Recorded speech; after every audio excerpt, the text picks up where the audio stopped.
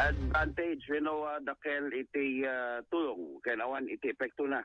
Dati pa gidan nga mabutusan iti siyudad Tilawag, ti Lao family, kung rana iti agdama, ni PCL National President, kung Councilor Hadilaw, kaya kasabay na iti biyang multi-vertex CEO, Bijor Lao.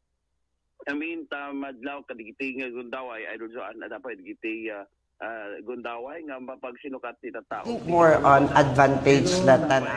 Dumaket sa daman-determinar no ana iti posisyon kapot ti maysa ket agpaidasig iti kinabisi mayor ken iti maysa ket agpaidasig iti konsehal. Ngem nang pay kasakatawan iti epekto na no di advantage para kadakwada iti pamilya da Lao. More on advantage latan ako ay hati may ibagak kasi syempre nung man mapagasatan kami nga duwa nga agkabsat akit syempre alalis kunto iti tulong nga may paay iti na dumaduma nga kabaranggayan tayo syempre umuna amin apo akit agkabalay kami. So no ada siguro kin daw kunto ken ni manong ko akit baka alalis tonto. Ken syempre hanlang met ken ni manong ko siguro kat syempre ti head ni apo iti Team Marcos Lawag ni manong ko Brian Alisto Alcid. Syempre alalis tonto apo iti agkid daw kanya da nga duwa. Ni Vertex CEO Bijor na Lao. Ngayon pa'y kasakit iti konseho, kadigiti nga gundaway, daan iti duwa nga Lao.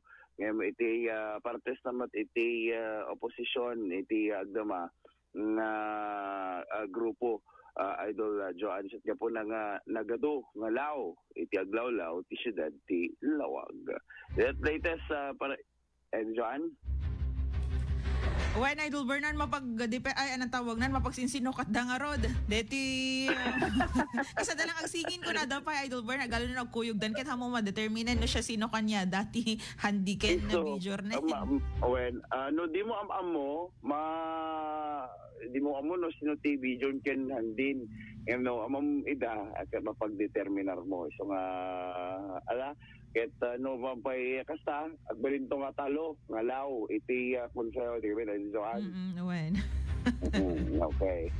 So that latest update iti Bantay Balota 2025 iti Lawag City para iti IFM News Idol Bernard Ver tatak RMN.